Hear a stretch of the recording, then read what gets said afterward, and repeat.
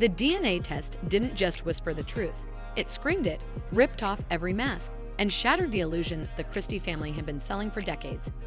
This isn't a scandal born on blogs or whispered in locker rooms. This is a generational lie detonating in real time with court records, leaked audio, press conferences, and even the FBI circling the block. Jackie Christie thought she could keep her secret buried, that her brand and her empire would survive anything as long as the cameras kept rolling and the producers kept writing the checks. But when Chantel Christie walked into a Glendale clinic under a fake name, holding nothing more than a plain white envelope, she unknowingly lit the fuse. 26 years of deception, manipulation, and betrayal came crashing down, and now everyone connected to Jackie is paying the price.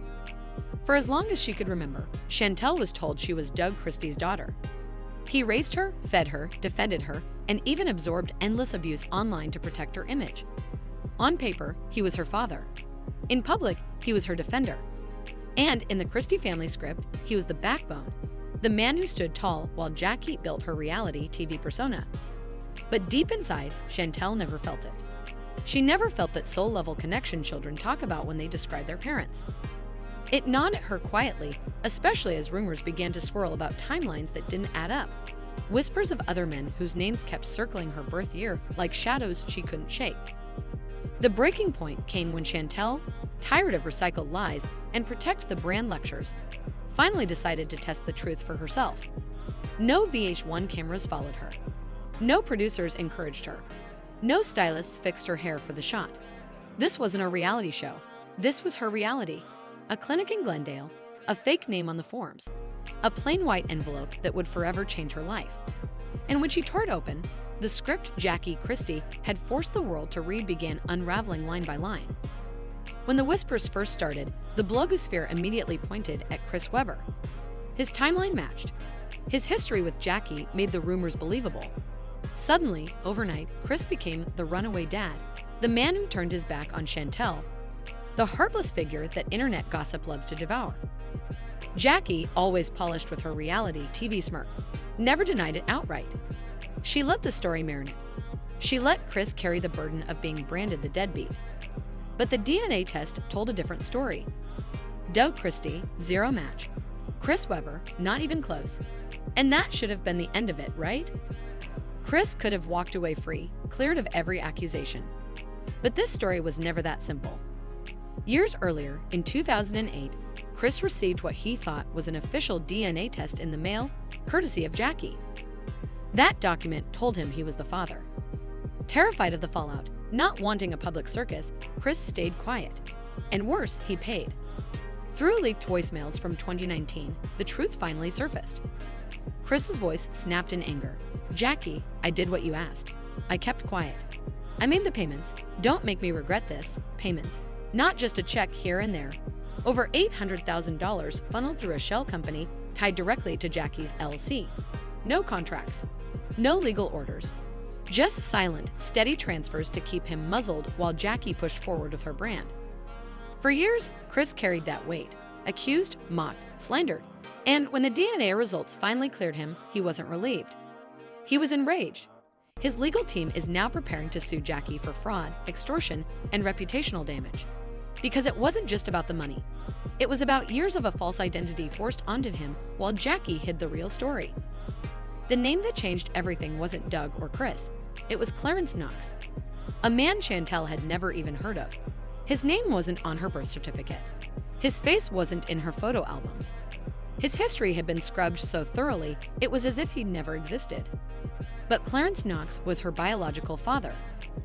Court testimony revealed that back in 2003, Jackie Christie slipped $30,000 under the table to a retired hospital administrator. The request was simple: swap two names in the system. Remove Clarence, replace him with Doug. No DNA proof required. No court approval. Just money, lies, and Jackie's determination to erase Clarence from history. Why Clarence? Because he wasn't just a trainer for the Sacramento Monarchs in 2002. He was Jackie's secret boyfriend. Before Doug, before Chris, before basketball wives. The moment Jackie realized she was pregnant, she cut him off completely. Sources claim she wanted a future built on visibility, on brand power, on a family that fit the glossy VH1 reality mold. Clarence didn't fit that vision, so she erased him. But secrets don't stay buried forever. A dusty file Jackie submitted in 2005, long thought missing, suddenly resurfaced during a court audit. And once federal DNA databases connected the dots, the truth was undeniable. Clarence Knox was Chantel's biological father. The man Jackie had paid to disappear was back in the story, whether she liked it or not. For Doug Christie, the revelation was soul-crushing. He had built his life around Chantel, defended her through public ridicule, and carried the weight of fatherhood without hesitation.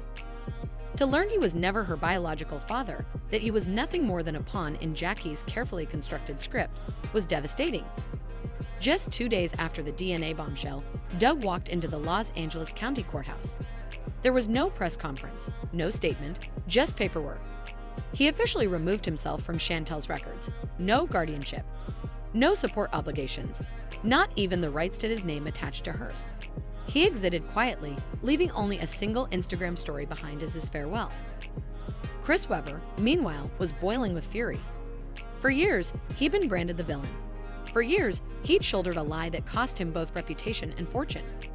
With his legal team moving aggressively, Jackie now faces potential charges that stretch beyond fraud.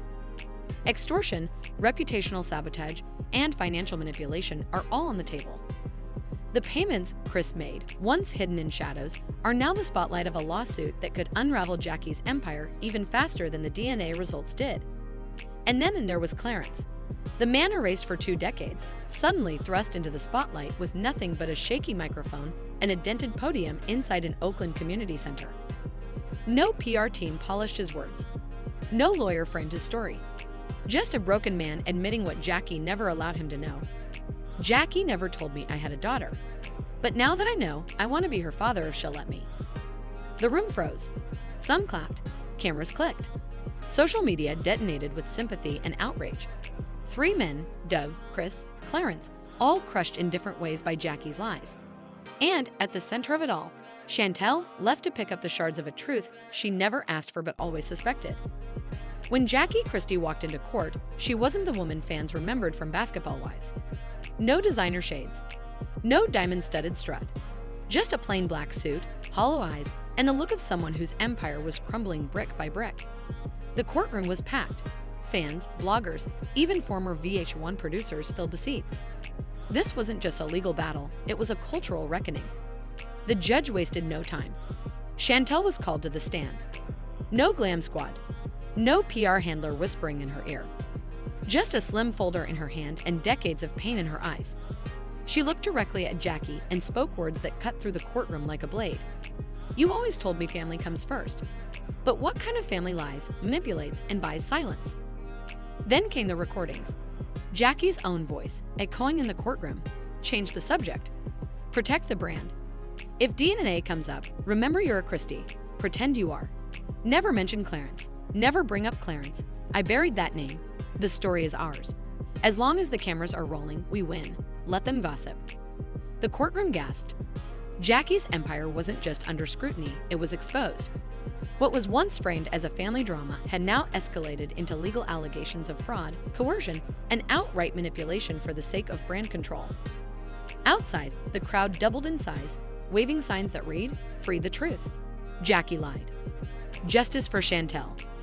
This scandal wasn't just about Jackie anymore. VH1 scrambled to release a statement claiming they had no knowledge of any cover-up. But fans weren't buying it. Old clips resurfaced online. Jackie dodging questions about Chantel's birth, smirking as she turned scandals into punchlines. Bloggers and ex-castmates piled on, insisting they'd always felt there was more to Jackie's story than what was shown on air. Suddenly, this wasn't a personal scandal. It was an indictment of an entire industry.